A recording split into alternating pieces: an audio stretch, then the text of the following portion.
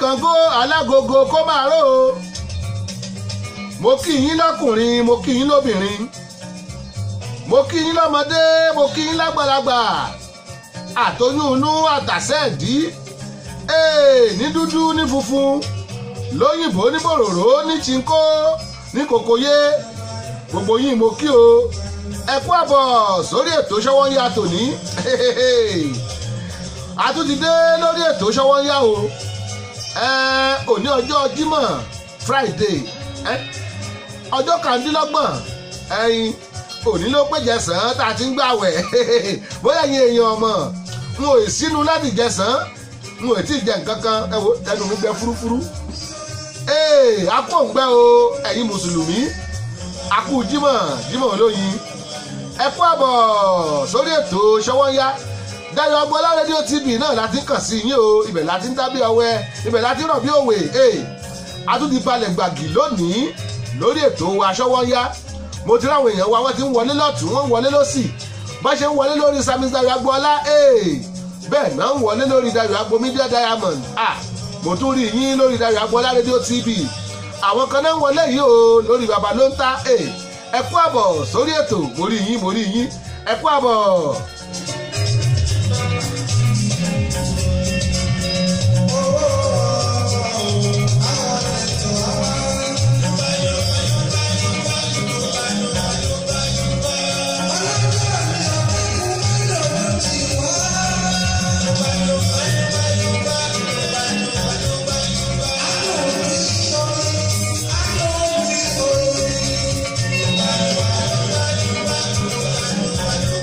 Mo ló ṣẹlẹ̀ lónìí kò ṣẹlẹ̀ rí, ó ṣẹlẹ̀ lónìí kò ṣẹlẹ̀ rí.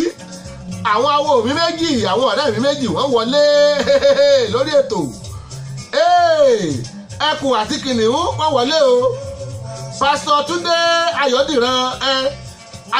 Ayọ̀dìran PTA mọ́nà mi ó wọlé o.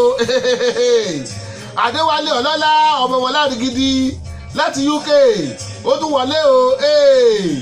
Àwọn méjì yìí ó kọjá àbìkíáfù, á gbádùn ara wa tó lónìí. Mo kí yín o. Adébóyèjọ Sàlámì ọmọlára, ìkan lára àwọn ọmọlára mẹ́ta tí mo ní lórí ètò nìyẹn. Mo ní Lára Lásìsì Làwà, mo ní ọmọlára Ìlúdòyìn, mo tún ní Adébóyèjọ Sàlámì ọmọlára, ọmọlára náà ọmọnìkẹ́. Mo kí yín ẹ kú àbọ̀. MD Moideen, èyí mi ọ̀ṣà níyọ lónìí. MD Moideen mo rẹ́yìn náà o, ẹ kú àbọ̀, mo rí bẹ́ẹ̀ ṣe ń wọlé. Òní máa latọ́bọ́gí, òní máa ṣá prapra, yes abẹ́go ó máa le.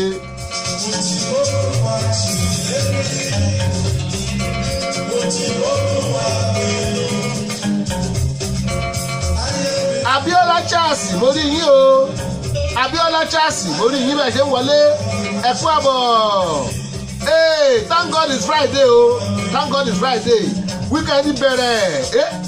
Ọ̀jẹ́labí Dorcas ti lọ pẹ́, aya akọni ilé ọsọ Olúfẹ́mi Ọ̀jẹ́labí, ìyàwó ọ̀rẹ́ mi bò ní, ìyàwó dókítà, ìyàwó dókítà Ọ̀jẹ́labí, ṣé wà ẹ kú àbọ̀ àtúntò sórí ètò. Àbójú kan wà láìpẹ́, don't worry, I will see you soon. Ọ̀jẹ́labí ìṣèyàn bẹ́ẹ̀, ẹ kú àbọ̀ sórí ètò. Ọ̀jẹ́labí Dorcas ti lọ pẹ́, orí yín. Pastor Israel Olúkáyọ̀dé Joy Ayọ̀bámidélé, wọ́n ní glorious weekend. Mo sọ mo ní mo láàkì orúkọ yẹn every time. Pastor Israel Olúkáyọ̀dé Joy Ayọ̀bámidélé, Ayọ̀bẹ̀rin kan délé, èmi kan Joy. Olúwatúkáyọ̀dé lé ní. Ẹ kú àbọ̀ sórí ètò, mo kí yín, ẹ kú àbọ̀.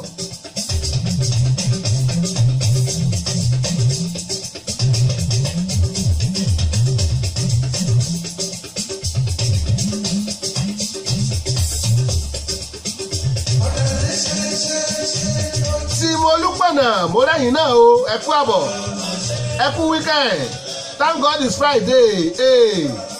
Òní máa ṣá prapra, ó máa ṣá prapra. Fúnṣọ́ Fákẹ́yẹ bẹ́ẹ̀ ṣe ń wọlé mo rí yín, mo wò yín. Ẹ wà lórí Dayọ̀ Agbo Media, lórí Samis Dayọ̀ Agboola lẹ́wà, mo rí yín. Wọ́n ń lọ́ọ̀fù ẹ̀ lọ́tún lọ́sì. Ẹ kú àbọ̀ Fúnṣọ́ Fákẹ́yẹ, mo kí yín o, ẹ kú àbọ̀.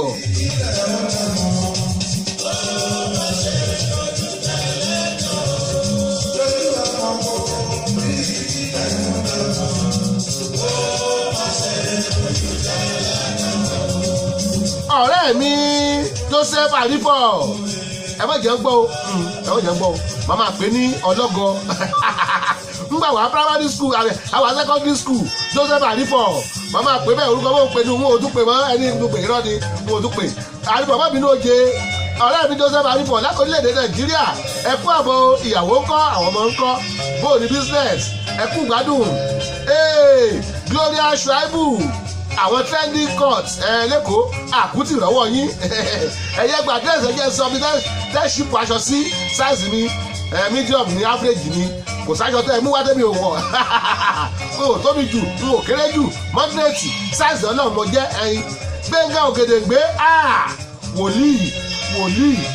wòlíì pastor evangelist apostle kéto nìyẹn ìrẹsẹ̀ olúwa kéto nìyẹn pásọ Ògèdèngbé pásọ Gbẹ́ngà Ògèdèngbé mo rí yín o ẹ kú àbọ̀ sórí ètò ṣọwọ́ yáyẹ rèé bẹ́ẹ̀ ṣe ń wọlé mo rí yín ìyá ń kọ́ o àtàwọn ọmọ ẹ̀dẹ̀kú ìgbádùn mo gbọ́ pẹ̀lú wọn hákì àkáàtì ẹ mọ̀ wọ́rí ẹ mọ̀ dá wọn lóhùn ẹjọ́ bá ga ẹsẹ̀ rẹ̀ ó ti rí wọ́n rí pé ẹ̀ ń gírètì náà lọ́wọ́ hákì àkáàtì ẹ mọ̀ dá wọn lóhùn wọ́n yí hákì àkáàtì rẹ̀ tí ò bá ní láárí ẹ̀yìn God bless you Pastor Gbẹ́ngà Ògèdèngbé mo rí yín lórí ètò Pastor Túndé Ayọ̀dúnrán mo rí yín lórí ètò Pastor Adéwálé Ọlọ́lá mo rí yín lórí ètò ó ga lónìí ó máa ṣẹlẹ̀ kẹjọ.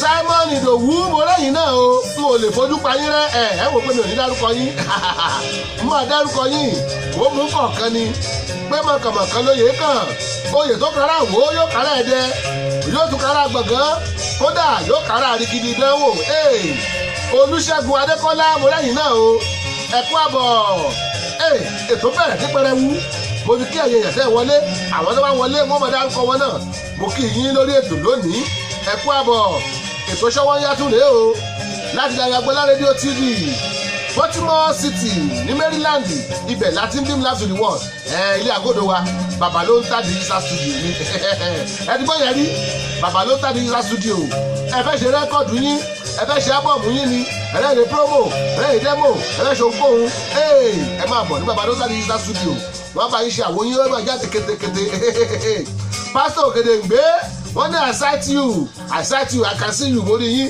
ẹ kú àbọ̀ Adéwálé Ọlọ́lá ó ní ẹ kú iṣẹ́ ọ̀rẹ́ ṣé o lè rán mi létí ìbéèrè kan wà fún ẹ fún Adéwálé Ọlọ́lá ńgbà tá a lọ sí Erúṣúláyé ńlọ́hun a lọ sórí àpáta kan báyìí sí praise tó ń pọnyin tó fẹsẹ̀ àwọn áńgẹ́lì hàn wá orúkọ kí lórúkọ ìlú yẹn tá a lọ ní lọ́jọ́ ọ̀hún ṣé ìpè ní àbí Erúṣú àbí kí lórúkọ ẹ̀ jẹ́ ìmọ̀dákun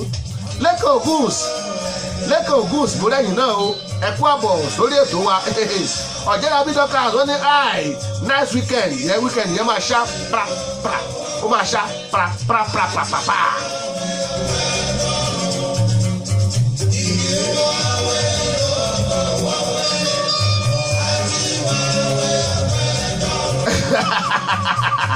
mo ti sọ fún yín mo lónìí ó máa kọjá be careful ṣe rí àwọn mẹ́rin kan ń bẹ lórí ètò wọ́n ya tara wọn o mi ò ní wọ́n ya tọ́gì o wọ́n ya tara wọn ẹni àkọ́kọ́ Joseph Arifo ọ̀rẹ́ mi ó ní we are proud of you ẹni ẹ̀kejì Adéwálé Ọlọ́lá ọmọ wọn láti gidi ó bá Joshua Tèmítọ́pẹ́ tán Tèmítọ́pẹ́ Joshua ó bá tán ó dẹ̀ tún bá Gani Adam ó tún bá wọn tán ẹnì kẹta ní PTA Pastor Túndé Ayọ̀dúnrán ọmọ wọn lábẹ́òkúta ọmọ ẹlẹ́gbàá ilé ìgbàgbọ́ òde amọ́ṣòro sábà tí ṣọ́ọ̀ṣì ní agbébọn wa ẹnì kẹrin Pastor Gbẹ́ngà Ògèdèngbé Àkókó làwọn náà wà ó máa ṣẹlẹ́kẹ́jọ lónìí Adéwálé Ọlọ́lá ó ti ń sọ̀kò mo lóró mọ́ sọ̀kò ó lóun máa sọ̀kò ó ti ń jùkò ẹ̀gbọ́n kan tó wí ó ní if you no get money hide your face Pastor Túndé Ayọ̀dúnrán show your face ó kọjá àbìkí áfù mo ní sọ fún yín bóòdì máa la tanbọgí o àwọn ni mo ní lórí ètò lónìí àwọn tó ṣá pra ni Pastor Túndé Ayọ̀dúnrán show your face.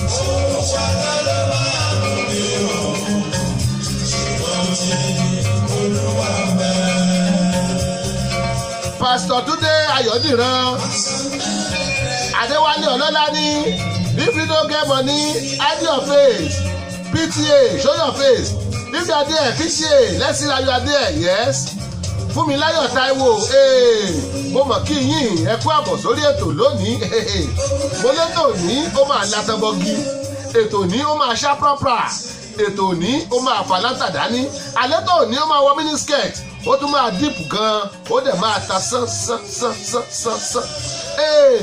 Mo ní mo láwọn awo mẹ́rin lórí ètò àwọn awo mẹ́rin awo kìíní Pastor Túndé Ayọ̀dìran PTA la máa ń pè é ẹnìkejì Pastor Adéwálé Ọlọ́lá a máa ń pè ní ọmọ arigidi ẹnìkẹta Pastor Gbénga Ògèdèngbé àwọn tí wọ́n àkókò nìyẹn ẹnìkẹrin Pastor Joseph Arifo mo wá kó ògùn ẹjọ àwọn ọ̀rẹ́ mi ògùn ẹrẹ́ ti pastor kílẹ̀ níwádìí mo senior apostle yes mo senior apostle lèmi dì èmi mò ń dárí ogbó wọn ayé o Adéwálé Ọlọ́lá wá ní Pastor Túndé Ayọ̀dìran if you no get money hide your face wọ́n ní ògbójú pa mọ́tò wá sí lówó ọmọ ìyá ní ìyàdó sọ bẹ́ẹ̀ o mama yé Adéwálé Ọlọ́lá ó ní your question sorry I have never travelled outside Lagos before from Arigidi to home Sunday Sakirogunde mo rí yín Sunday Sakirogunde mo rí yín Pastor Gbénga Ògèdè yes Ògèdè la máa ń pè wọ́n wá rẹ̀ rántí ẹ̀ gbàgbé Pastor Gbénga Ògèdèngbé wọ́n ní ìgbádùn rọ̀ bí òjò ẹ kú ètò yes ètò ni if you no get money hide your face let's go.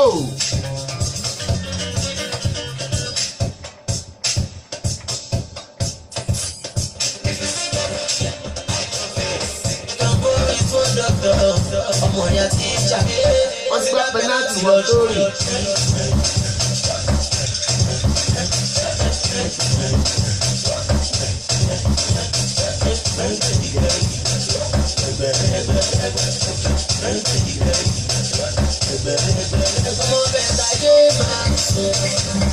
Sunday Sakirogunde wọ́n ní bàbá o Adéwálé Ọlọ́lá ọmọ wọn láti gidi ó ní gidi ní Lagos n ò gbélé tó bẹ́ẹ̀ mọ̀ pé ọmọ ọlọ́run làwa àwọn òjọba tàbí ẹ̀yin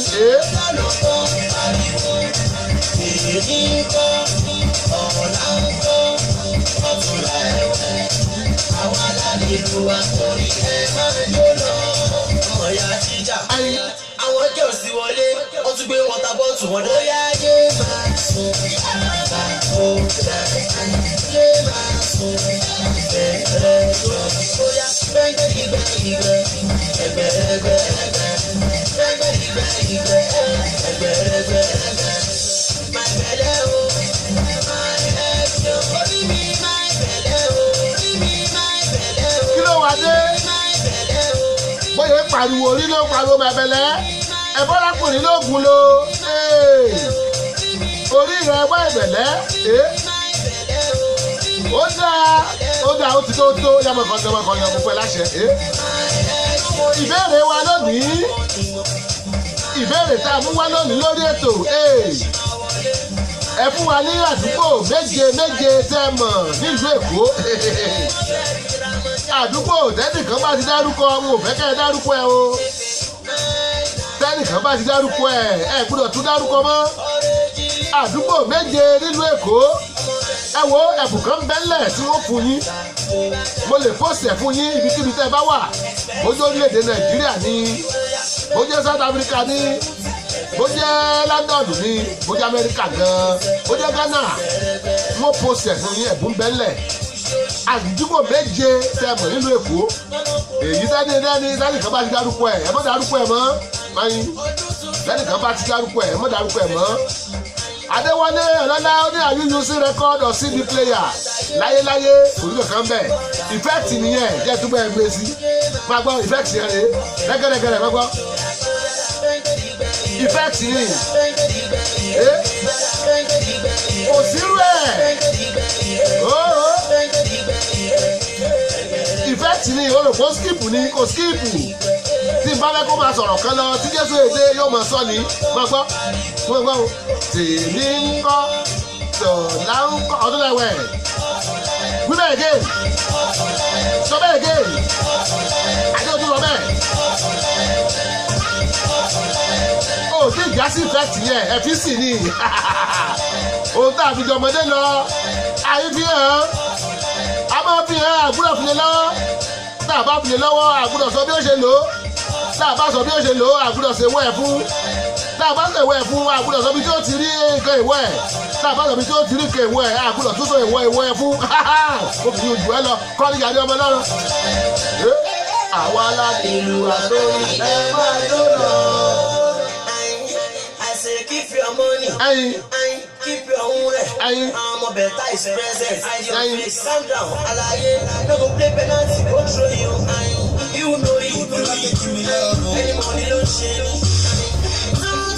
Ó jọ ẹ́ lójú Adéwálé Ọlọ́lá ó ní àyùyù sí rẹ́kọ́dọ̀ CD player irọ́ òòlù kankan ní méjèèjì ọ̀tẹ́ mò ń lò ọ̀tẹ́ ó lè rí ayé níbo náà ti fẹ́ rúwẹ̀ lágiri gidi what can fà ó ní you shine ó shine ó shine bó fẹ́ bó kọ ọmọdé mi small pastor ìwọ ni I'm talking to you Adéwálé Ọlọ́lá mo ní mo lè sọ fún lónìí pé kó máa sọ nǹkan tí mo bá fẹ́ kó máa sọ ni irú eléyìí tó sọ̀rọ̀ báyìí mo lè ní kó máa rìpíìtì nǹkan tó bá wù mí àbí ó yẹ kí n tún náà wò ó yá mọ̀ pẹ́lá ó yá mọ̀ sọ bẹ́ẹ̀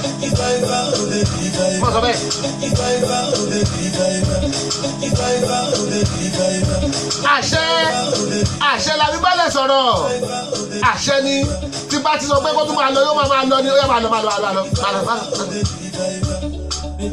ọ̀rọ̀ ni mo sọ fún ọ̀rọ̀ lábálẹ̀ sọ tílẹ̀ gbọ́ tí ìbá ní o máa fẹsẹ̀ rìn bọ̀ láti UK kó o máa rìn bọ̀ l'Amẹ́ríkà wo ọmọ rìn bọ̀ ṣùgbọ́n má jẹ́ lu agbára mi lórí afẹ́fẹ́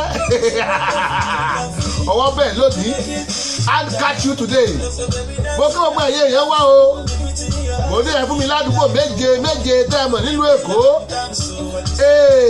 eléyìí tẹ́nìkan bá ti dáhùn tẹ́lẹ̀ ẹ gbúdọ̀ tún dá sí i mo mọ̀ Adéwálé ò mọ̀ jẹyọ kan lọ ó mọ̀ Kẹjà torí padà lápòsù púpọ̀ ọ̀la lọ sí Kẹjà gbà ń ó mọ̀ Kòròdú àti pé Kòròdú ìtì ẹ̀wá ṣàdúgbò lẹ́kọ̀ọ́ Kòròdú ìlú ni àdúgbò kan oṣù náà Adéwálé Ọlọ́lá mọ̀ nù ìgbà tó lọ airport gan kò mọ̀ ó yàgbé airport ló wọ mọ́tò aeroplane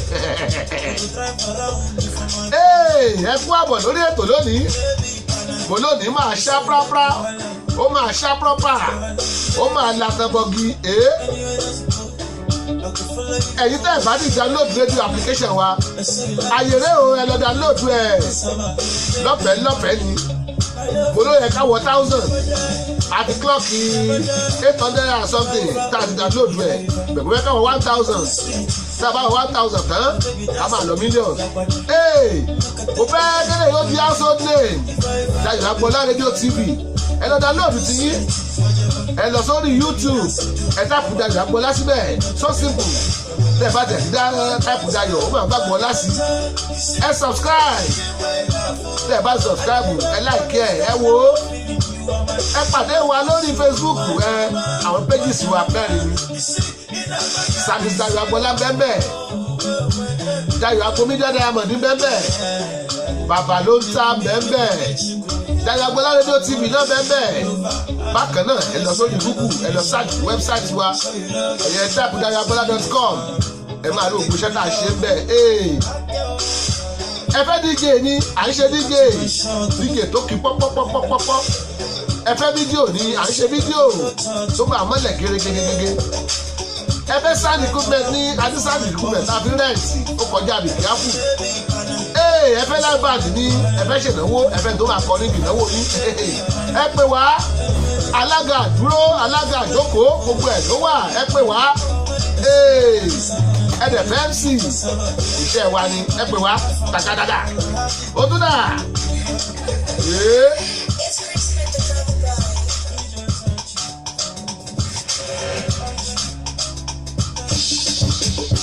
Adéwálé Ọlọ́lá mo sọ bẹ́ẹ̀ lẹ́ẹ̀kan mo ní kò mọ̀ ju Ìkẹjà lọ ó mọ Ìkẹjà ó mọ Festac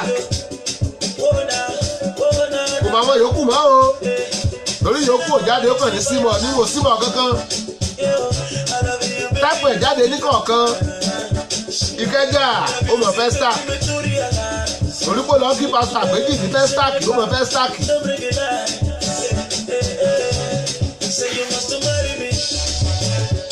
ó Málábà ìlú tẹ̀lé lọ́mọ tó síkà ṣe láyé ìgbà yẹn láti Ìbàdàn ọbọ.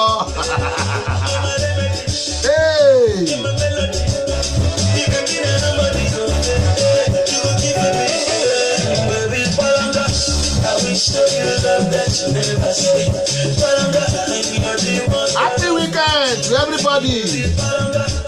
Thank God it's Friday. Òpin ọ̀sẹ̀ ti dé. Ìgbádùn tó yàtọ̀ ló máa ṣẹlẹ̀ lọ́sẹ̀ yìí.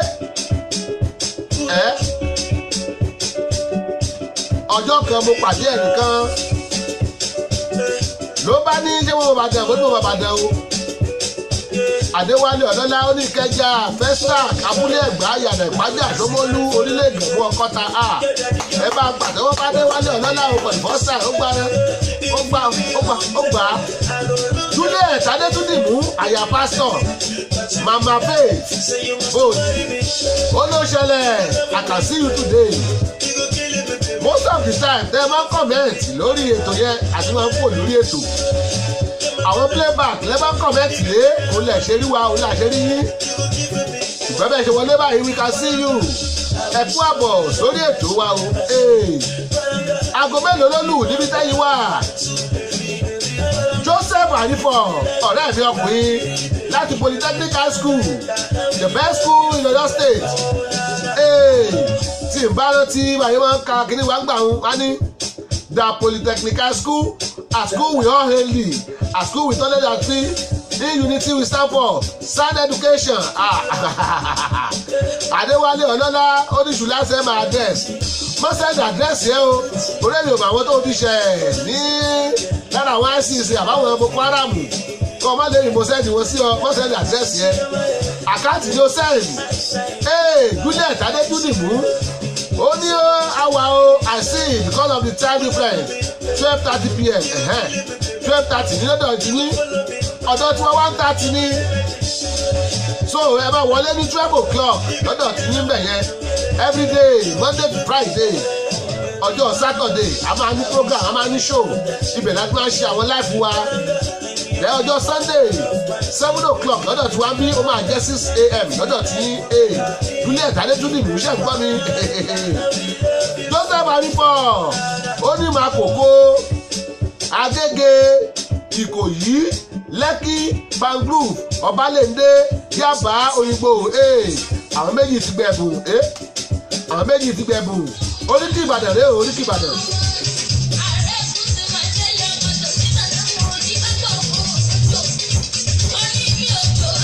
Oríkì Ìbàdàn rèé o mo fẹ́ kẹ́ ẹ gbọ́.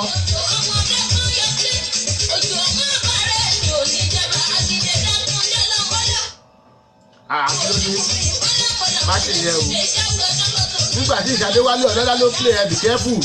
Olúyàlé ọmọ ẹjọ́ olóṣùn Ìbàdàn nígbà nìkan jẹ́ ìdílé nílọ lókun ìjà gbòòrò ní ìjà gbogbo Ìbàdàn. Àwọn ọmọ akọ́jà sámẹ́ta bẹ́ẹ̀ tún dé. Ọmọ akọ́yàyà ọmọ ìyá. Òkè kúrúkú ìkọ́jà ní bàbá yìí ipò túrú bí bàbá yìí ti ipò lókun. Olókun ò ní kéré ọ̀sábàdé ọ̀kọ̀jà.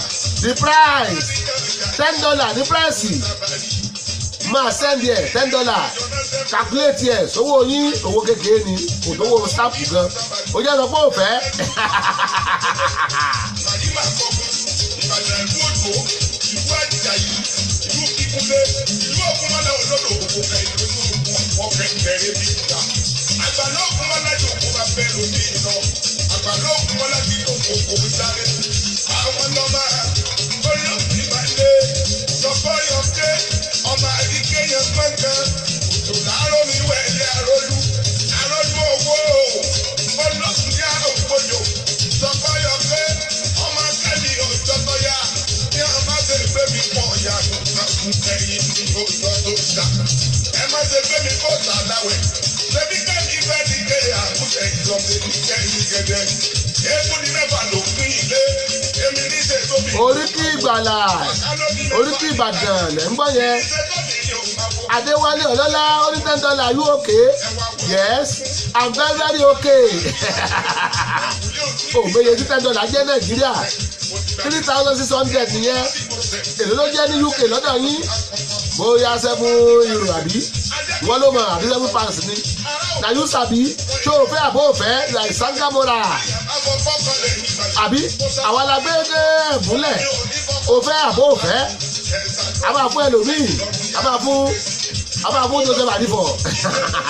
Ẹ̀yin olóògbòdò ìgbégún ni ọdún olóògbòdò ìgbégún ni òsì olóògbòdò ìgbégún ni mo wò kè mo wò sàlẹ̀ èmi ò rí bí mo kẹgbẹ́ mo lè kú sí ma olóògbòdò lọ́pọ̀ yọkẹ́ ọ̀pá ìgbé yẹn gbọ́dọ̀ tó láàrú mi wẹ̀ ẹ̀mí àròlù adélé àròlù adélé àròlù òjòlóró ni ó dá o adélé àròlù.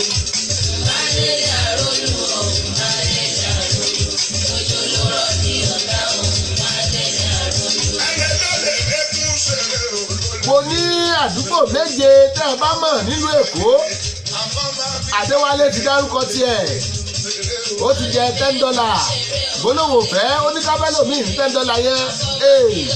A máa fún àdọ́dá pẹ́sẹ̀ ní $10 yẹn.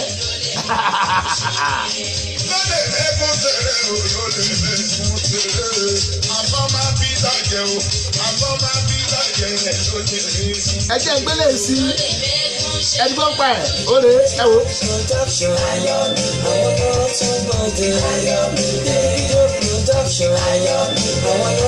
Ó máa yà yín lẹ́nu fáwọn wọlé léyìí.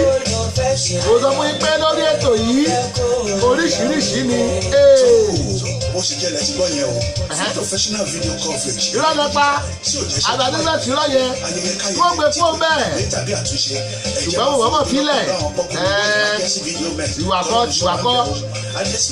ẹnìkan ní Nàìjíríà. Alright, ẹ ṣe, let's go there.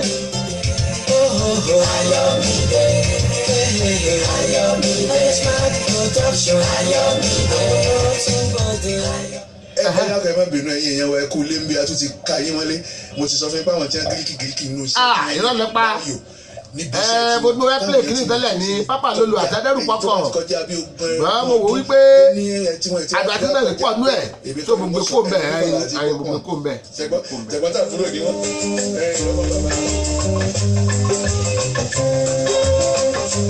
ọwọ́ tó ń tẹ bátì Adéwálé Ọlọ́lá àlókẹ́sẹ̀ tí ó àló rẹ́kọ́ọ̀dù ọ̀tẹ́ là ń lò ọ̀rọ̀ ní láti sọ̀rọ̀ fún máa dẹ́ lóòwò gbọ́dù yẹn rí kò sí ní UK ó wà ní Amẹ́ríkà bí voice prompt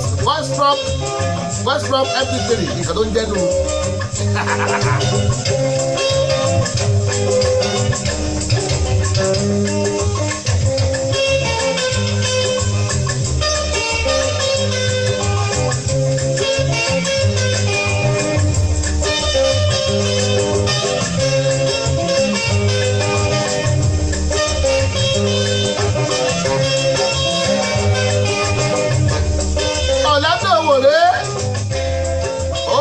Yellow Sisi, hey, what can you tell me?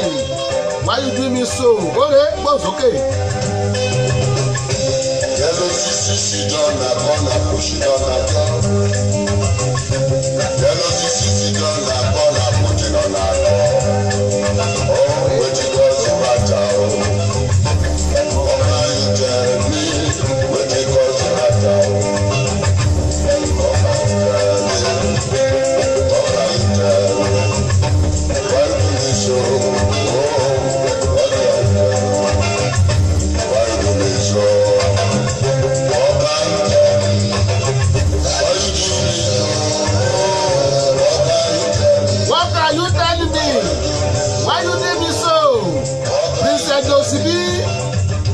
Princess Josie, CEO Josie radio station Houston, Texas. Orí yìí ò ẹ̀kú àbọ̀ sórí ètò. Orí ètò ṣọwọ́ yá lọ wà o. Thank God it's Friday. Bó o ní ṣé ẹ wà? What are you telling me? Why you do me so? Orlando Owore.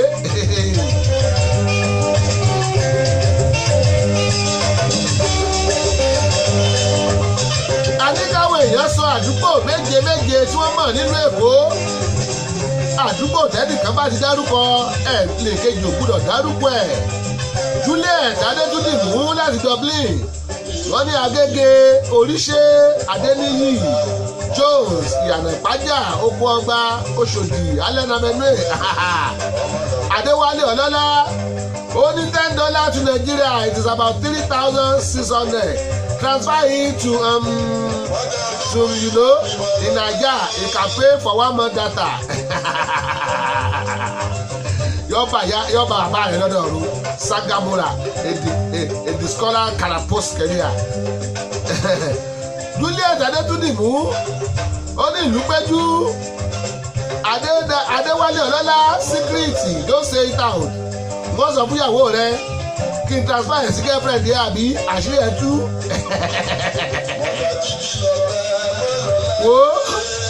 wo yóò lù ọ́ pa ni yóò lù ọ́ pa yányán.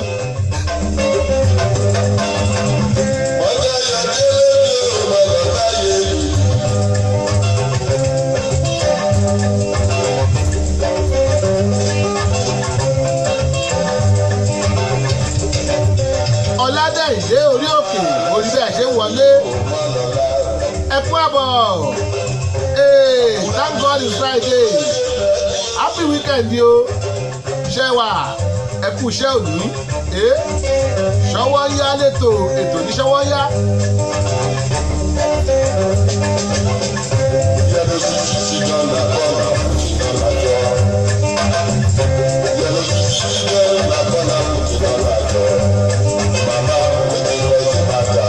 Joseph Aribo ọ̀rẹ́ mi ọkùnrin ó ní Orlando is from Ifá my hometown love the music orí aráàlú ẹ̀ là ń play torí ẹ̀yin tẹ́ ẹ̀ bá mọ̀ wọ́n ní Ifá ní Orlando ọwọ́ ní jáde o ẹ̀sìn gbọ́. Adéwálé Ọlọ́lá ó ní don't say it out don't cause wàhálà o tí Adémi ni Olúwa fún mi lówó tó bá mú ẹ ṣẹ́ báyìí nìyẹn. Ìyẹn náà máa ń pè ní làáfíà wéláwà ní ọwọ́ bọ̀ ọ́nù ẹyin adé transfer 3,600 sí ẹ òde transfer ẹ̀ sí girlfriend yẹ wá ní wọ́n sọ ọ̀rọ̀ ní pé àwa la lọ fẹ́ ọmọ yẹn ní nílànà òní àwa la lọ fẹ́. Chai that is God o.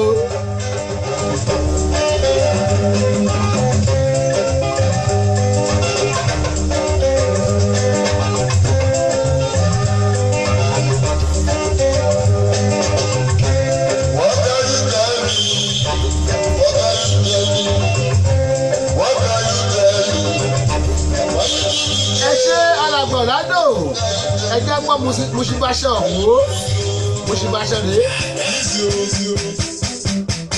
Assalamualaikum warahmatullahi warahmatullahi dúpẹ́ lọ́wọ́ Olúwa alhamdulillahi ẹ̀yọ̀ kó wà nọ́bí Muhammad Rasulullahi. Assalamualaikum warahmatullahi lọ́dọ̀ọ̀rọ̀ lélẹ́yìn tó ti dára wọ́n ti láyé dúpẹ́ lọ́wọ́ Olúwa alhamdulillahi ẹ̀yọ̀ kó wà nọ́bí Muhammad Rasulullahi. Yòǹkó adéwálé adéwálé àyàdádà lágbàdo kíkì sáyé káyé lónà lè ní fọ́lọ̀ ayé yíwá ọlọ́ ìkọ́lé yíbọn sọ́lọ̀ sábà tàbí fọ́ ìgbọ́lọ̀ ẹkú lédè ọlọ́run lọ́ba lédè mo fẹ́ ṣàgbédè ẹ máa kírun lédè ṣe àṣáájú wa láyé láàyè láwùjọ fáńdà Muhammad Rasulullahi. Ẹ má jẹ́lé yọ́yà yín lẹ́nu special one fún mùsùlùmí wa tí wọ́n ń gbàwẹ̀ lọ́wọ́ wo.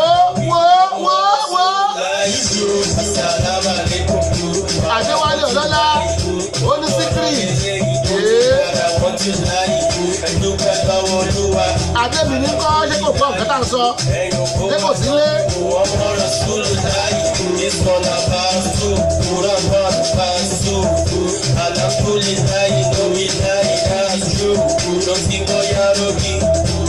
Super prophet, no bad caution, no Joseph, caution, sing, water process.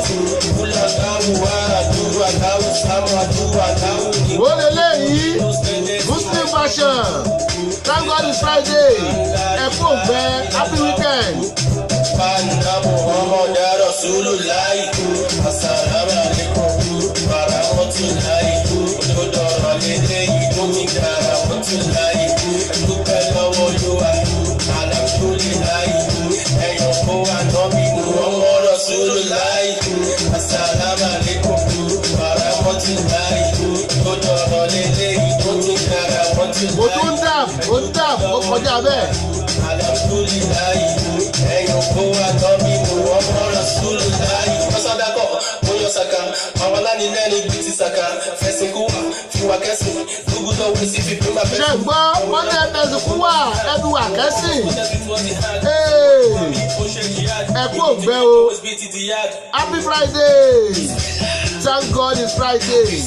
Asalatu. Assalamu alaikum warahmatullahi wabarakatuh.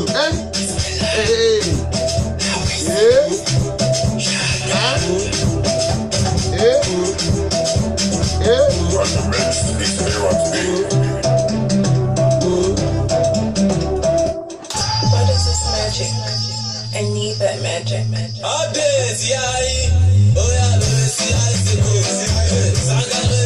Adéwálé Ọlọ́lá ó ní Pásò Ògèdèngbé is not hearing us at all. Pásò Ògèdèngbé wọ́n ti jáde kúrò lórí ètò sábàdà ẹ̀gbọ́ wọn á nílẹ̀ àti gbàdúrà fún ọ̀gìnì náà ni kó mọ́ lọ lọ́rùn àpáàdì torí náà tí wọ́n máa lọ inú arígídí ọ̀run bẹ̀ ń kọjá nìkíá fún.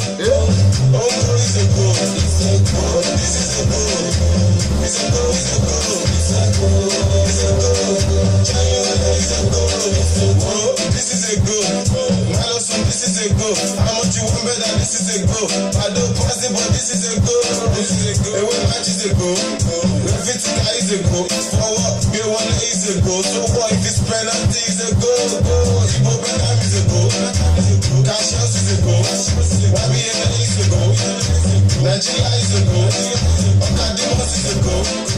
Imaka is a go. Seneja is a go. My enemy Tobacco is a go. Killing up is a go. Shaku Shaku is a go. Luju Titi is a go. Balonua is a go. Demotos is a go. Chilao is a go. Imobo is a go. Sibaba is a go. Ìṣègò lórí ètò wa lónìí. Mo ní kẹ́ ẹ fún wa ládùúgbò méje tẹ́ ẹ mọ̀ nínú Èkó. Joseph Àrífọ̀ ó ti fún wa méje o. Adéwálé Ọlọ́lá ó ti fún wa méje. Ta ló tún kù tó mèkó ní mèkó? Adéwálé Ọlọ́lá ó ní Pásò Ògèdèngbé always pray for me my friend from university days. Ó mọ Pásò Ògèdèngbé báwo ìlú yín tún súnmọ́ra yín ẹ̀yà ara ní dídí.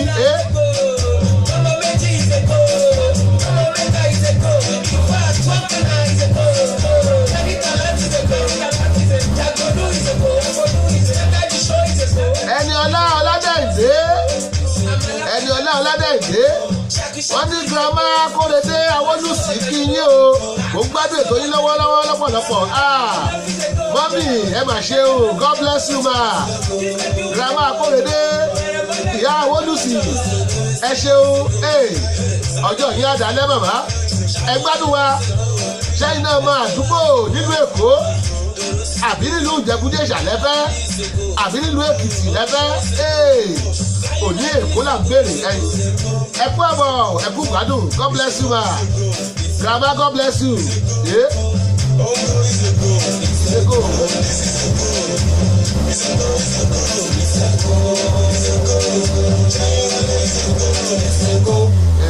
It's a go. Ẹ ṣàfún wọn ní lẹ́gbẹ̀gbẹ̀ let's go there.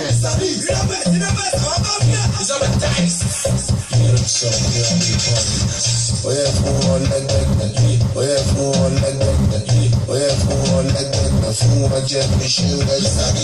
Oye fún wọn lẹ́gbẹ̀gbẹ̀, oye fún wọn lẹ́gbẹ̀gbẹ̀, oye fún wọn lẹ́gbẹ̀gbẹ̀ fún wọn jẹ́ fi ṣe rẹ̀. iPhone 1, iPhone 2, iPhone 3. Àdúgbò mélòó lẹ mọ̀ nílùú Èkó Àkété ìlú ọgbọ́n arọ́gẹ́gẹ́ wọ́n máa já Èkó àrọ́mi sálẹ̀gbẹ́lẹ̀gbẹ́ àdúgbò mélòó lẹ mọ̀ bẹ́ẹ̀.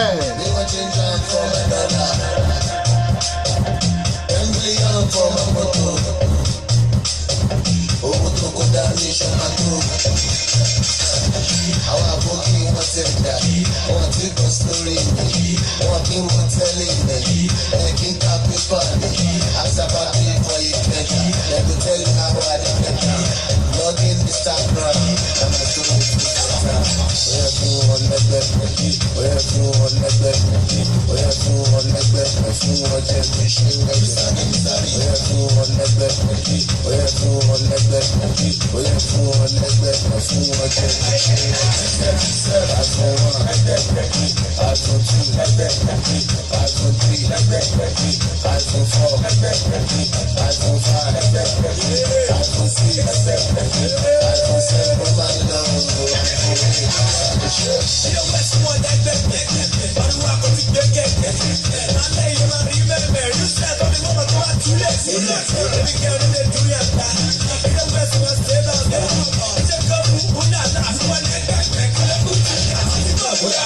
Michael Ọmọtọ́ṣọ́ mo rí yín o ẹ kú àbọ̀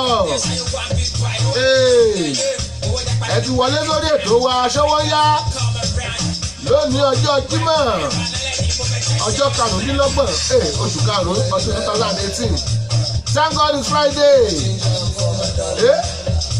50 billion for my dollar for my account yes kẹ́. Owó tó kó dání ṣọ́nà tó. Àwọn àbókí wọn ti dà, wọn ti kọ́ sórí mi, wọn kí wọn tẹ́lẹ̀ mi, ẹ̀ kí n ká pépà mi, àṣàbà bí ìfọ̀ ìfẹ́, ẹ̀kú tẹ́lẹ̀ àwọn àdìgbẹ́. Atsam salam Atsam salam ẹ kú àbọ̀ sórí ètò Atsam salam mo rí yín bẹ́ẹ̀ ṣe wọlé yẹn mo rí yín yes ṣé wà ẹ ṣá fún wọn lẹ́gbẹ̀gbẹ̀. Ṣówónyá yẹn rèé o Ṣayọ̀ Àgbọ̀lá rédíò TV ibẹ̀ láti kàn sí yín lójoojúmọ́ ayé ti kúrò láyé asọ̀rọ̀ mẹ́gbẹ̀sí o bàbá ṣe ń sọ̀rọ̀ là ń gbèsì lẹ́yìn kan bá sọ̀rọ̀ sí wa ẹ gbèsì ayé ti lu jára lẹ́gbẹ̀gbẹ̀ iPhone 10 iPhone 74 nǹkan ń bọ̀.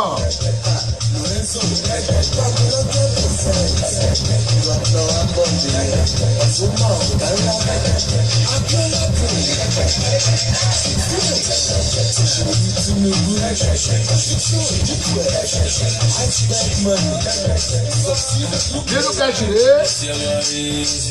àti sáìzì.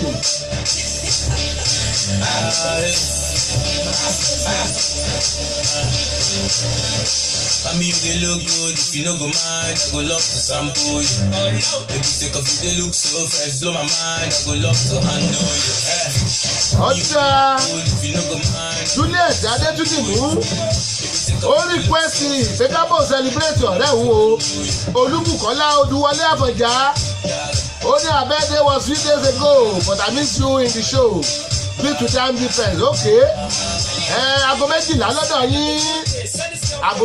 lọ́dọ̀ yín là bẹ̀rẹ̀ ètò Monday to Friday aago 6 níjọ́ Sunday ọjọ́ Sátidé nìkan a máa ń sinmi ìdòdó a máa ní àwọn òde a máa ní patí ibẹ̀ láti máa ṣe láìpù wa ẹ máa jọ ìwà sọ́dà ẹ̀ nínú ìsìn ẹ̀ mọ́ Faith Joseph orí yín o kó tó ní pé kó tó máa parí a máa kí Olúbùkọ́lá Olúwọlé Àfọ̀njá a máa play orin birthday fún ẹ̀yin èèyàn wa tẹ́ bá ṣe ń wọlé ẹ bá wa kí Olúbùkọ́lá Àfọ̀njá fún happy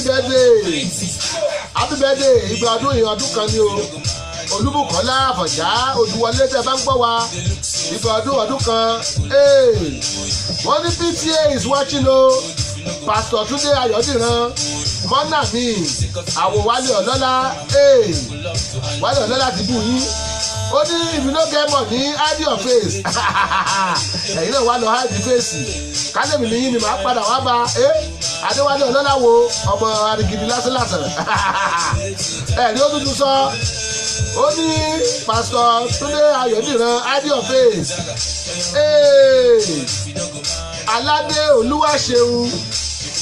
Aládé Olúwaṣeun ọ̀pìn dọ́gọ́lá ẹ mọ̀mọ́ kú jọ́ mẹ́ta bó ní ìṣọwọ́ yá ẹ kú àbọ̀ sórí ètò wa o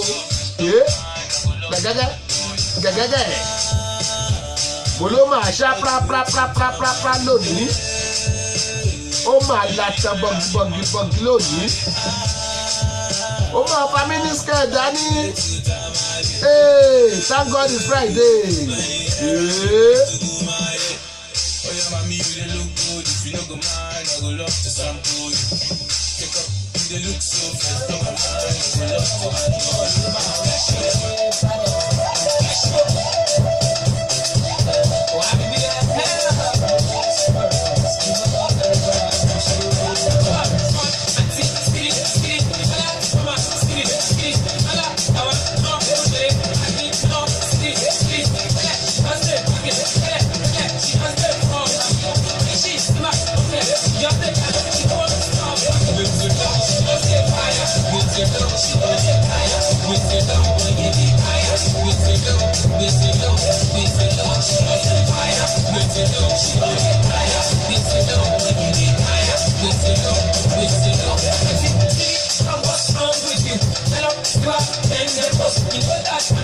Dídúkẹ́jì rèé arákùnrin náà ló kọ́ ìbílẹ̀ làwọn eléyìí.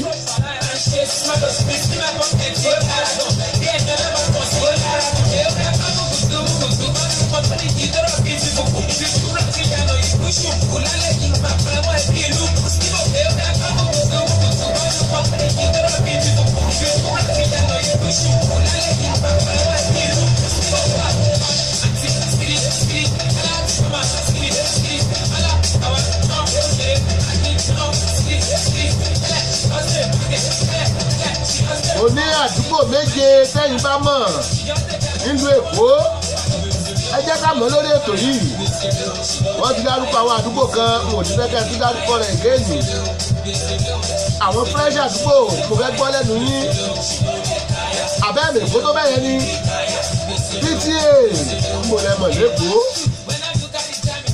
mo mọ̀ pé ẹ mọ̀ Ìbàdàn dáadáa Ìbàdàn lẹ kọ́lé sí Ìbàdàn lẹ ti lọ léèwé Ìbàdàn lẹ ti má rí ẹ mọ̀ Ìbàdàn mo béèrè Ìbàdàn lọ́wọ́ yín Èkó mo béèrè.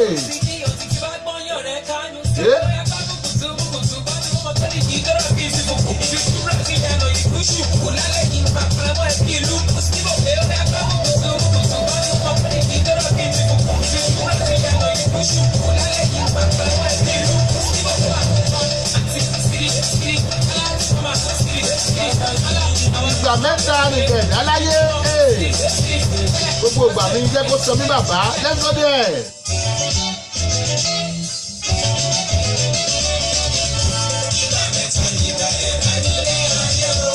Ìgbà mẹ́ta nígbà ọ̀dá ipò òwúrọ̀ ìgbọ̀nsẹ̀ àtàlẹ́ bàbá jẹ́ kí gbogbo ìgbà mi ó sọ mí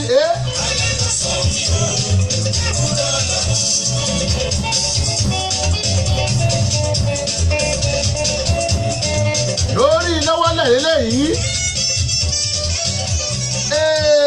Adéwálé Ọlọ́lá onítẹ́kí bá 2019 ọ̀làwọ̀ Ọmọyẹlé ṣọwọ́ rẹ̀ nìyẹn ó ń bẹ Nàìjíríà lọ́wọ́lọ́wọ́ onímọ̀ ṣètò arákùnrin máa wá sórí ètò wa ó sì máa wá sórí ètò wa fẹ́yìn olólùfẹ́ wa kẹ́lì bí pé kí la fẹ́ take back lọ́wọ́ àwọn bọ̀dá àgbàyà bí Adéwálé Ọlọ́lá ká tẹ́kẹ̀ báàkì lọ́dọ̀ wọn.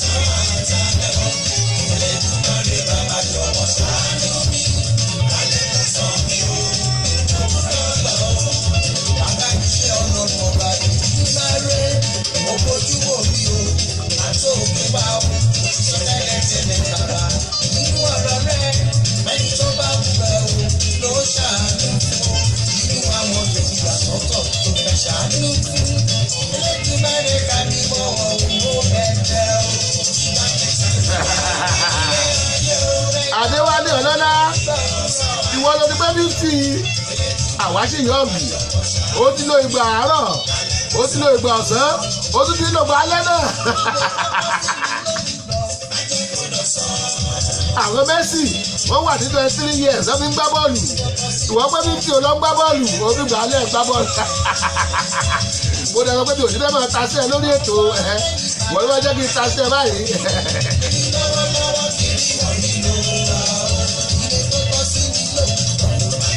Èmi ò fẹ́ máa ta sí Adéwálé Ọlọ́lá lórí ètò bóun ló máa ń ta sí ni Adéwálé Ọlọ́lá bàbá 50 ó ti lo ìgbà àárọ̀ rẹ̀ ó fi ìgbà àárọ̀ rẹ̀ ó fi gun kẹ̀kẹ́ ó fi gbọ̀ ọ̀sẹ̀ ó fi sẹ́ẹ̀tì spíkà ní wọ́kọ̀m ìgbálẹ̀ rẹ̀ báyìí ó fi ń gbá bọ́ọ̀lù.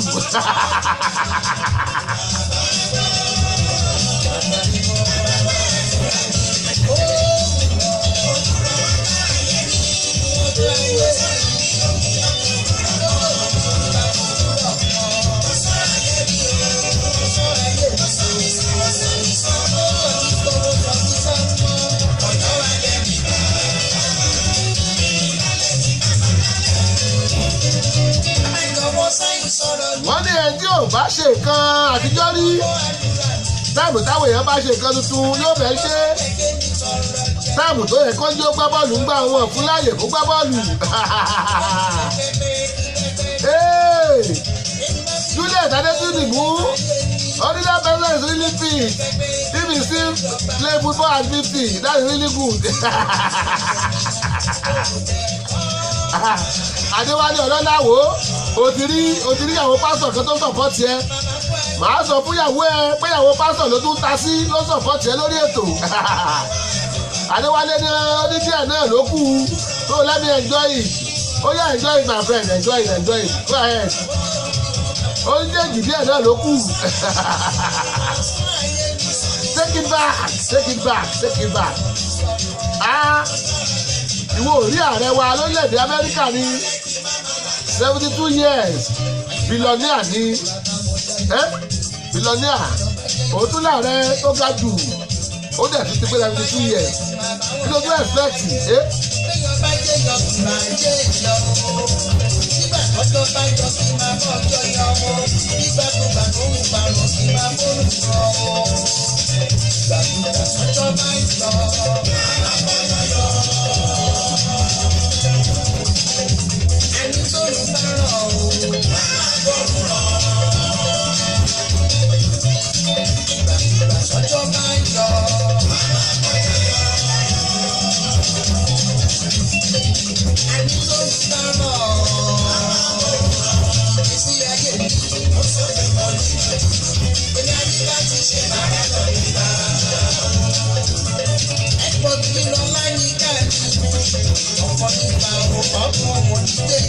Òṣè.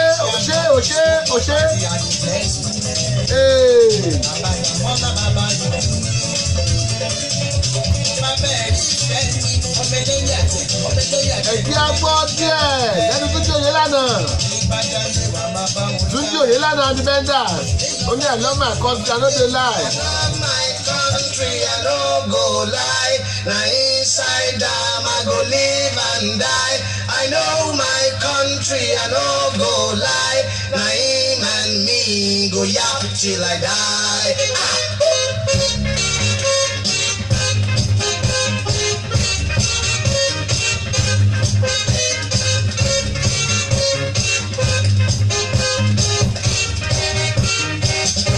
I want to begin with history. That war we fight a recent memory. When music will come from Túnṣe yẹn lánàá rẹ o adìbẹ́ńdà. Me, I think I get cancer for me. That's the reason why.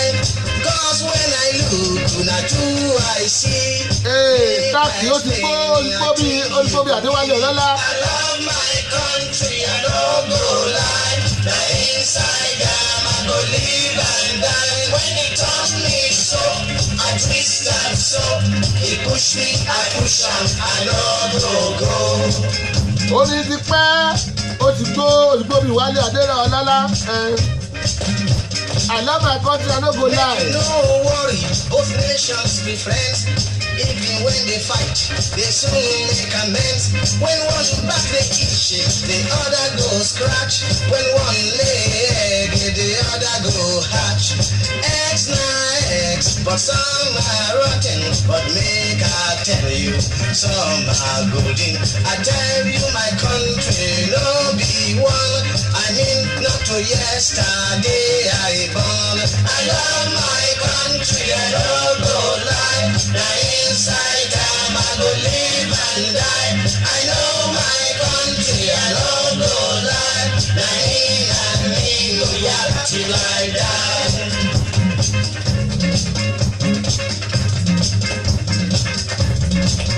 Ṣìbúrọ́tìmí William Bádójú kò rí yín o. The other so me. Ṣìbúrọ́tìmí William Bádójú kò kí ní ẹ̀kú àbọ̀. Orí ètò Ṣọ́wọ́nyá náà láwa o. Ẹ̀kú àbọ̀.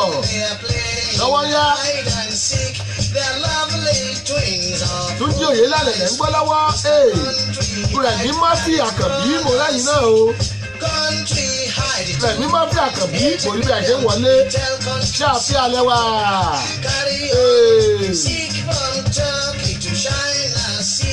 Nítorí ọ̀rẹ́ Juliet Adéjúmọ̀ Juliet Adétúndí ìlú tó ṣọjọ́ bí lónìí a máa play orin bẹ́ẹ̀ di eléyìí kò rántí orúkọ rẹ̀ mọ́ a máa play orin bẹ́ẹ̀ di eléyìí Ruth Ọládé Adéjúmọ̀ mo rí yín o ẹkú àbọ̀ kálàfíà lẹ́wà bàbá tíá Adébísí Adébáyọ̀ dádì ìṣẹ́wà ẹkú àbọ̀ sórí ètò Ọ̀túnba Amaka Spicy ó ta lẹ́nu Ọ̀túnba Amaka Spicy àwọn bàbá ló ń ta àwọn ọ̀làtúbọ̀sọ àrí ibi àwọn Kàbírù ẹ̀bọ̀ kú àbọ̀ sórí ètò òtún rèé ó kọjá bẹ́ẹ̀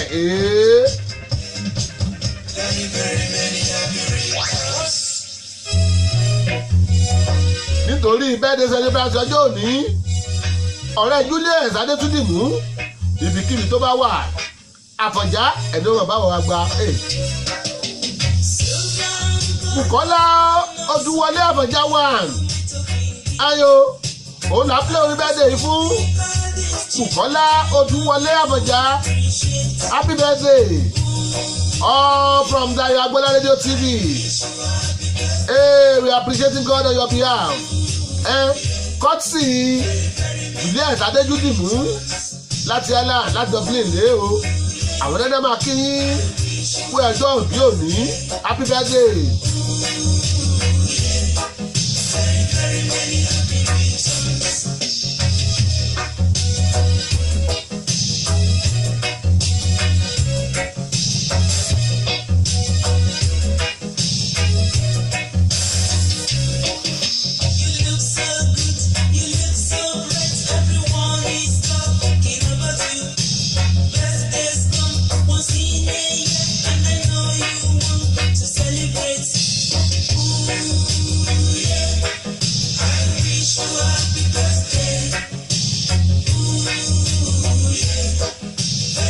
Akíbùkọ́lá Odúwọlé Àfọ̀njá 1 happy birthday.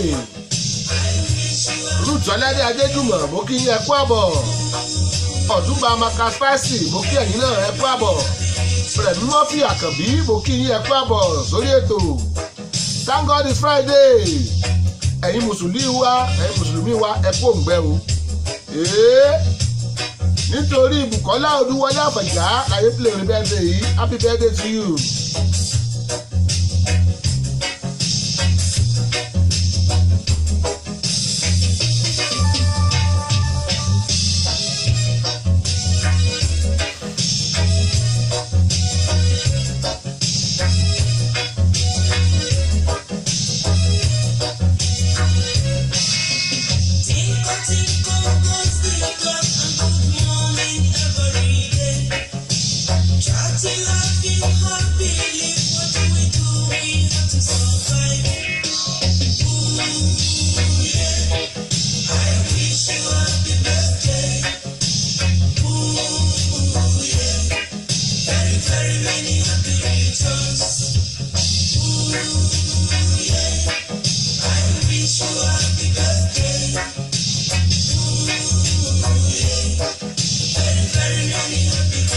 Adé mi ni ìyàwó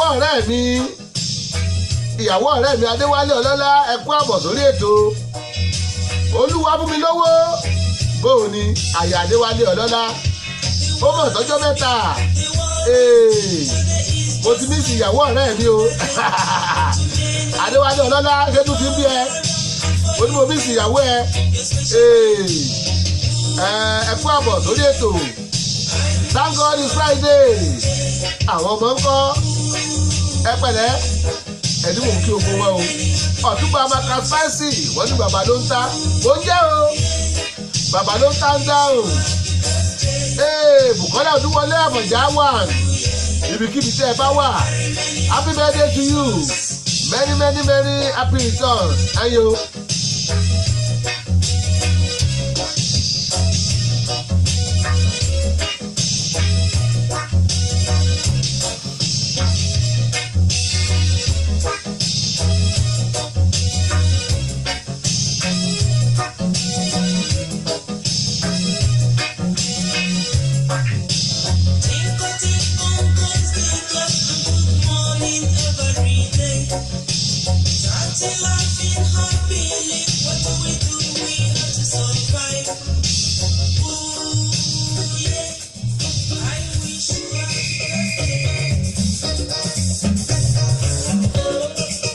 Ebenezer béèrè bàbá kọ́mándà ó ní à ń jáde lọ lónìí Elédùmarè jíjáde wa mọ̀já pàdé àgbákò óre.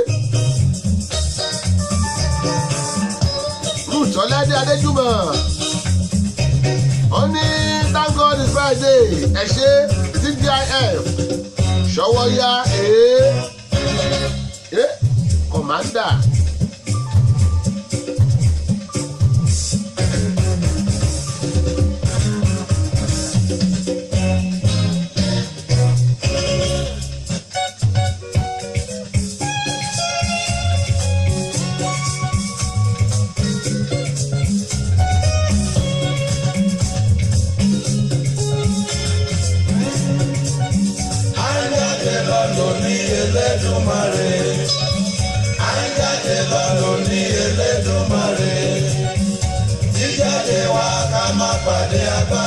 Yẹ́sọ Ruth Ọládé Adéjúmọ̀ Ṣọwọ́yá lẹ́tọ̀ ètò ní Ṣọwọ́yá.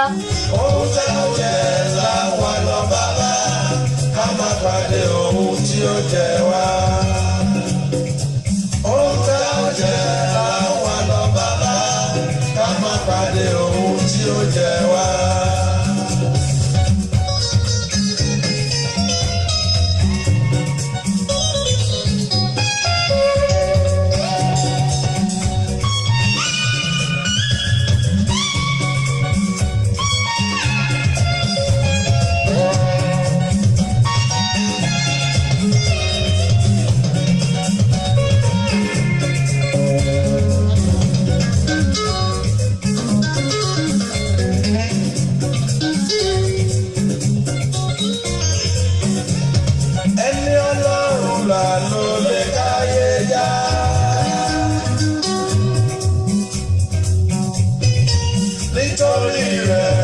Ṣe rọ̀ mọ́ agbọ́kànlé mi má jẹ́ kó dòfo.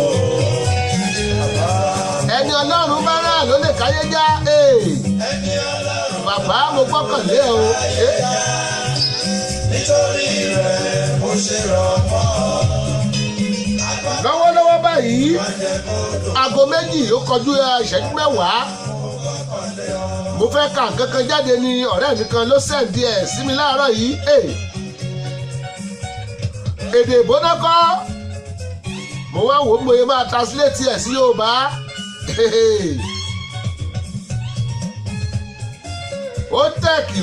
ó tẹ̀kì.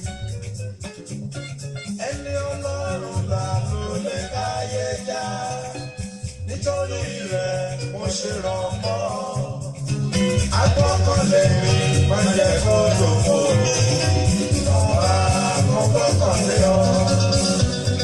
ẹni Ọlọ́run là ló lè káyé já nítorí rẹ̀ mo ṣe rọ̀ mọ́. agbọ́kànlé mi má jẹ́ kó lòfò.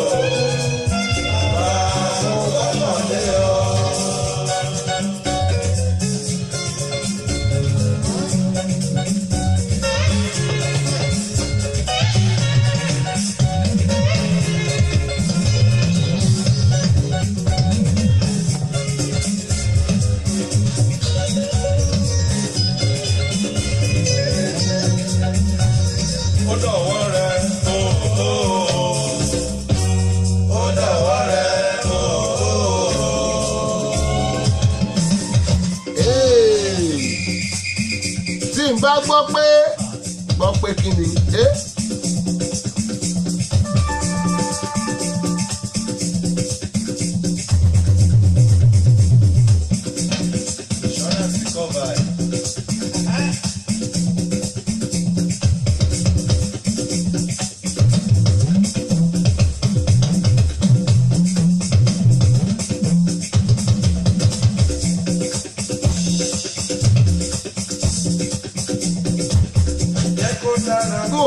mo fẹ́ kà ẹyin lórí bóyá tó bá di jọ Monday máa kà fún wa ọ̀rọ̀ ṣítì kan ni wọ́n sẹ́ǹdì ẹ̀sìn mi lórí WhatsApp wá wò pé ó yẹ kí ti yín ó gbọ́ mo ní mo kí yín o mo kí yín ní padà sórí ètò ṣé àti ń gbádùn ara wa lọ́wọ́lọ́wọ́ báyìí lọ́dọ̀ tiwa agogo méjì ó kọjá ìṣẹ́jú méjìlá ẹ̀yin ará UK méje kọjá méjìlá ni o ẹ̀yin ti Dublin ó dàgbẹ́ pé aago kan yín lẹ̀ kọjá ìṣẹ́jú méjìlá ni ẹ̀yin ti Nàìjíríà aago méje yín kọjá ìṣẹ́jú méjìlá àwọn ìṣẹ́jú tó kù tá a fi máa parí ètò wa ẹ̀jẹ̀ á gbọ́ àwọn orin tó ṣẹlẹ̀ kẹjọ ẹ̀yin orin tó kọjá bìkíáfù.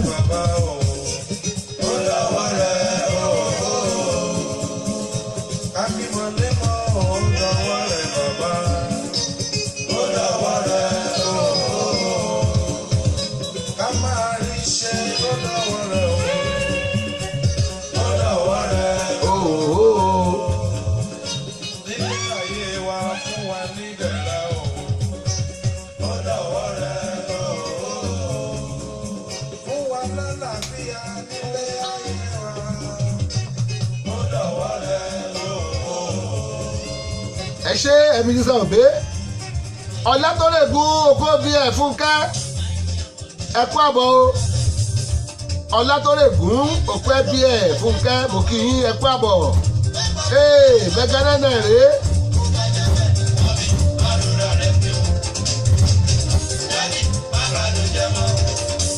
Mẹ́gàdánà ebe dosùnmù rèé.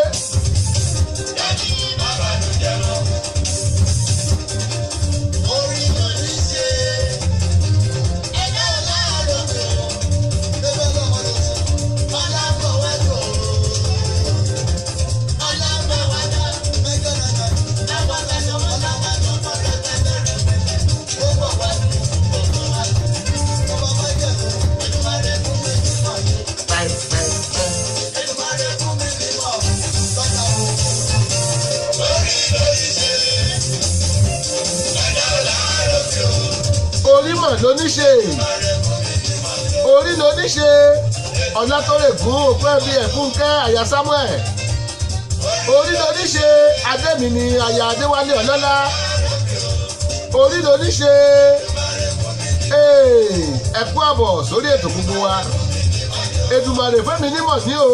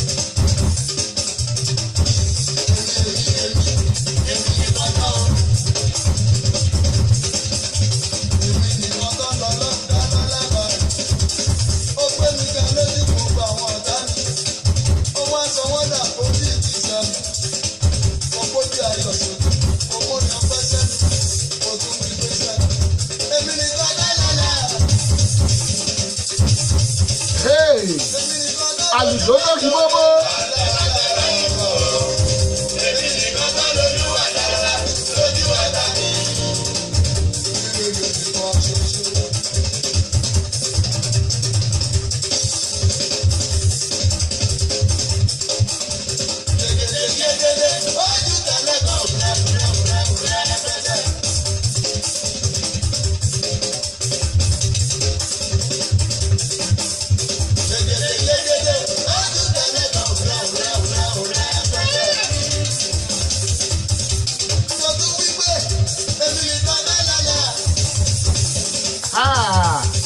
mo lélẹ̀ yí ga mi ò gbúdọ̀ pé kúrò bẹ́ẹ̀ olú ẹ̀ má lè gbẹ̀ṣẹ̀.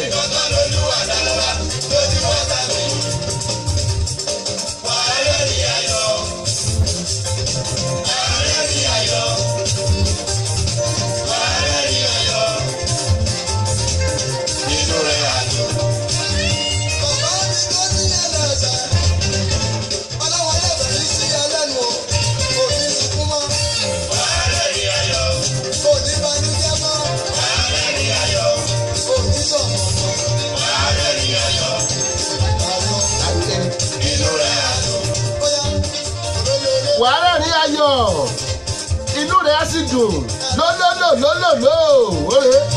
ọmọ lòun aláyẹ olúwa ló ti pèsè ọmọ fún ẹ ṣe ṣàtúnwá. ẹ̀jọ́jọ́ aláyọ̀ mẹ́ga náírà rèé ebẹ́dọ̀sùnú. olúwa ti tú ẹ sílẹ̀ o wàá gbọ́ wípé ẹ má dàgbé kò lè rà ẹ má dàgbé kò lè rà ẹ má dàgbé kò lè rà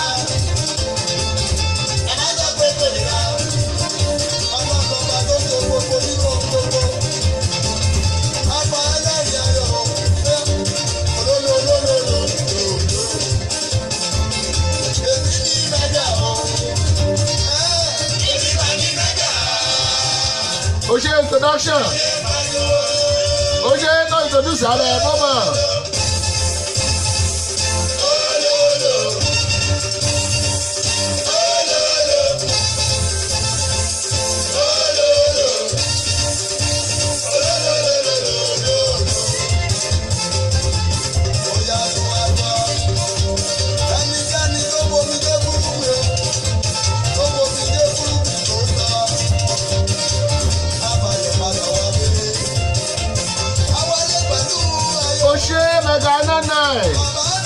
ebẹ́dọ̀sùnú ó ṣe God bless you bá a gbóhùn wálẹ̀ díẹ̀ náà Davido kí ló rí wí.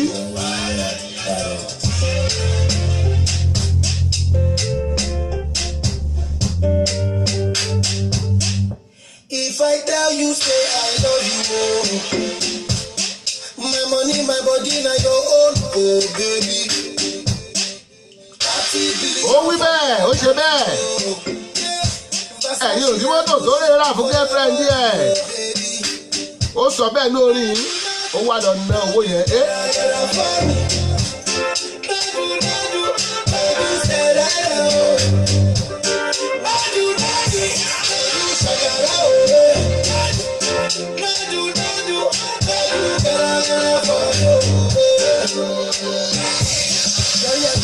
My number one in Tutu. See people go Tutu. For your love it Tutu. I go Tutu. Because I'm Juju. Say you do me Juju. Cause I'm feeling the Juju. So you take it. I wanna dash it to you. Take it. You can have it to you. Take it. You know I got this in you. Take it. I love you. I love you. I love you, I love you, I love you. There's nothing above you. There's nothing above you, above you, above you. Please get to you. I like your knees get to you. Body fancy you. If I tell you I love you, Hey. my money, my body, now your own. My money na body na your own o. Adéwálé ṣe promise ẹ nìyẹn. Bàbá àgbà lọ́dún gbèràgbèrà wọ́n mi.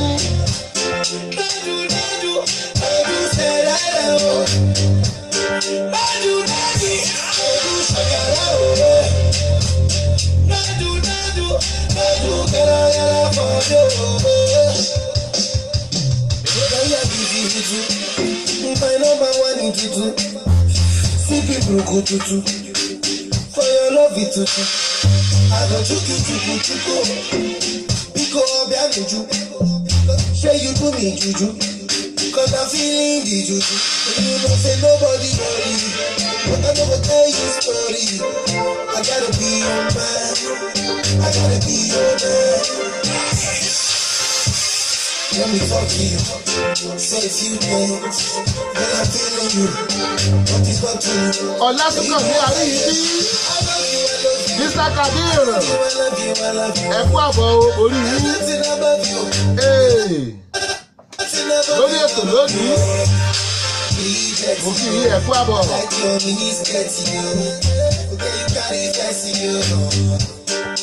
If I tell you, say I love you. My money, my body, now your own, oh baby.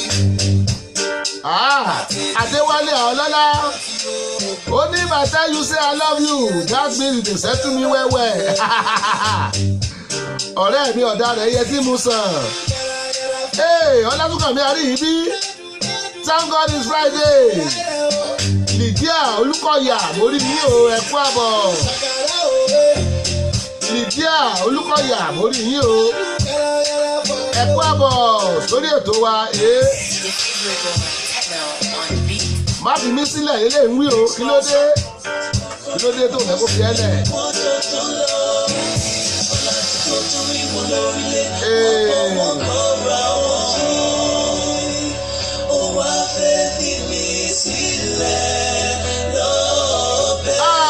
Mr. Kabiru, àwẹ̀ ń gbò yín. Sorry throughout o. Láti jẹsàn táwọn ẹ ti bẹ̀rẹ̀ ìlú òtí ẹ̀ tí ìṣínú. Mòjó gbò mí. Ẹ wọ́n wọ́rí.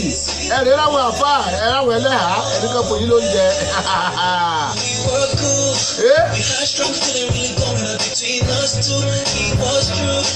Àníṣẹ́jú mẹ́fà sí i lórí ètò.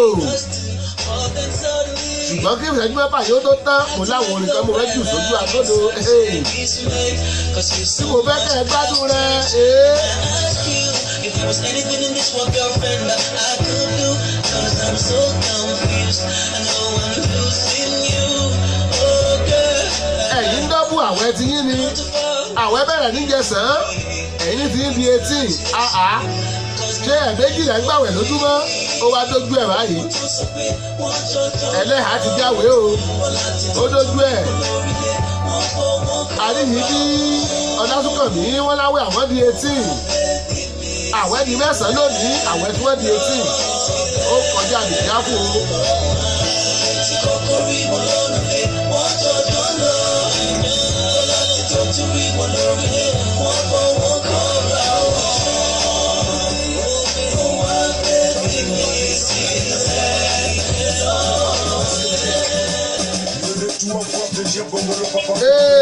Aláàjì rèé o. Totorino El Samouraï, le roi de Zamunda, laissez tomber Falachi.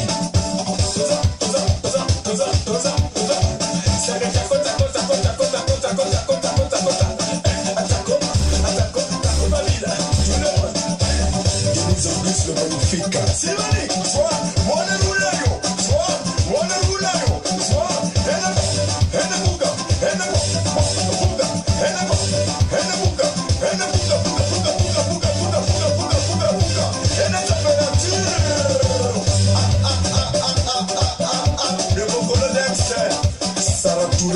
communication. Aláàjì lẹ́ ń gbọ́ yìí.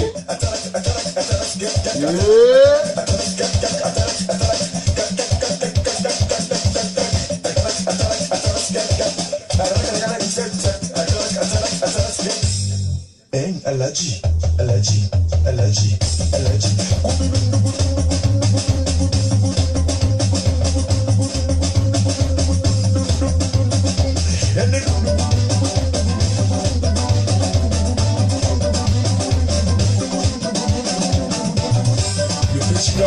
Wesley, j'aime toujours très fort.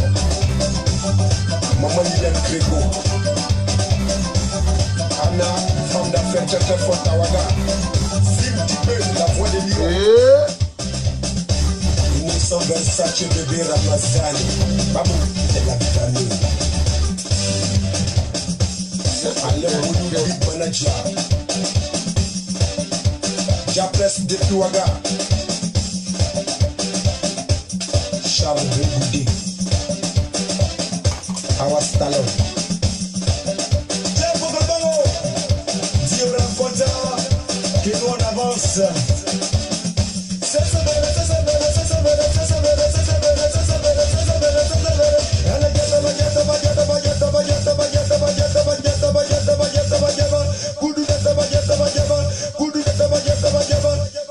Aladji, Aladji, Aladji. Aladji, Aladji, Aladji, Aladji, Aladji, Aladji, Aladji, Aladji, Aladji, Aladji. Ẹ bá Aláàjì lọ́rùn lẹ̀.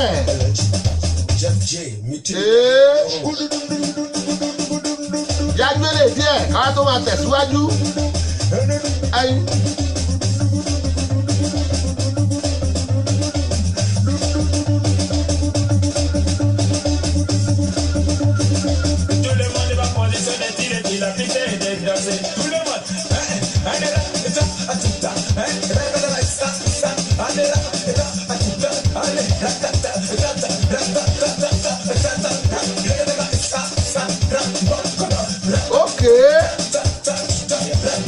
Ó ń lọ díẹ̀díẹ̀. Ayọ̀délé Káṣíró mo rí yín o. Bẹ́ẹ̀ ṣe ń wọlé mo rí yín. Màá wí pé ẹni tó bóore ọ̀fẹ́ ó gbàdúrà o. Ẹni tó bómi ìṣọwọ́ ó bóúnjẹ. Bẹ́ẹ̀ ṣe ń wọlé. Ẹ kú àbọ̀ sórí ètò. Abẹ́mọ̀ palẹ̀ mọ́nú. Lẹ́yìn eléyìí ijó kábíyèsí ló kù. Ìlú àbíjójó kábíyèsí ilé tó lọ́nu. Ẹ kú àbọ̀.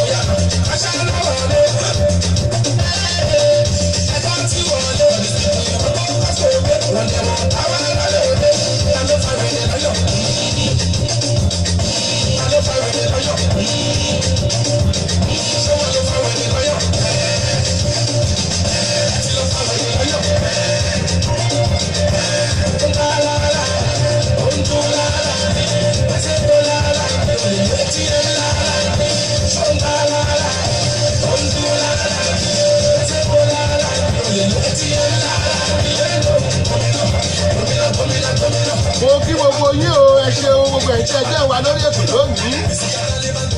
ọlásùnkànmí àríyìn bí ẹ ṣe ọ̀jẹ́ làbídọ̀ ka sílẹ̀ lọ́pẹ́ ẹ ṣe o adéwálé ọlọ́lá ẹ ṣe adémi ní àyè adéwálé ọlọ́lá ẹ ṣe ruth ọládé adéjúmọ̀ ẹ ṣeun ọ̀túnba ọmọka spicy ẹ ṣe o joseph àríkọ ẹ ṣeun rẹ̀mí wọ́n fi àkànbí ẹ mà ṣe ọ̀làdẹ̀ǹdé orí òkè ẹ ṣe ọlátọ́lẹ̀ fún opó bí ẹkún ká ẹ ṣe o ìdíà olúkọ̀yà ẹ ṣe ayọ̀délé kẹ́sìró ẹ ṣeun o juliet adétúndìmú ẹ ṣe o aládé olúwaṣeun ẹ ṣe òkè ogbó ẹdẹjẹ wa abiola charles ẹ ṣe o ẹ pàdé wa tó bá dijọ́ sunday láago méje maryland time aago mẹ́fà houston texas time aago mẹ́fà dublin time aago méjìlá nigeria time aago méjìlá uk time ẹ pàdé wa lórí early praise lórí tẹlifíṣàn station wa yìí náà ni o ẹ tún wò ó lórí youtube ẹ ṣeun mo lẹ́bi ò lè ṣe má jíjó kábíyèsí bóyá wù kórí má jíjó kábíyèsí torí pé ọlọ́run bless mi.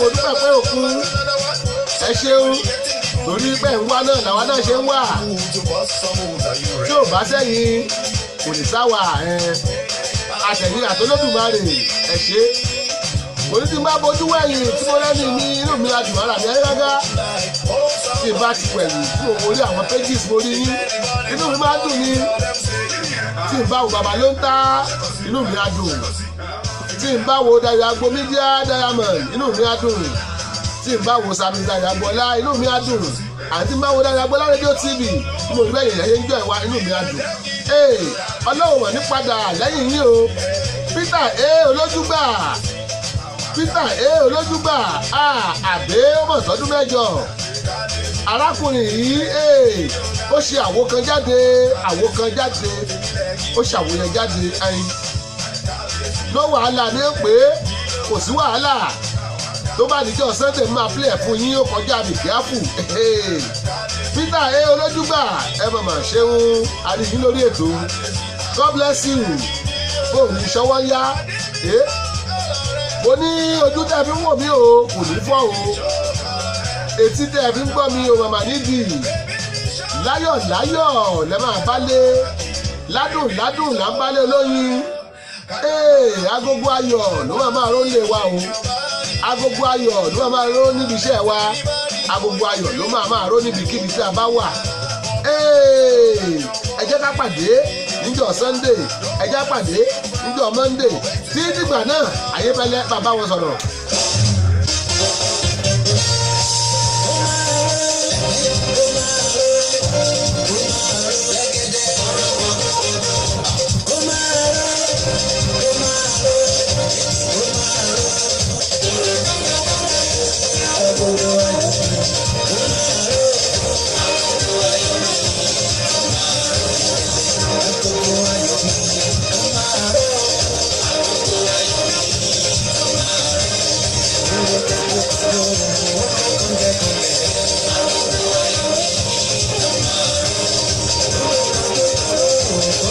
Thank you.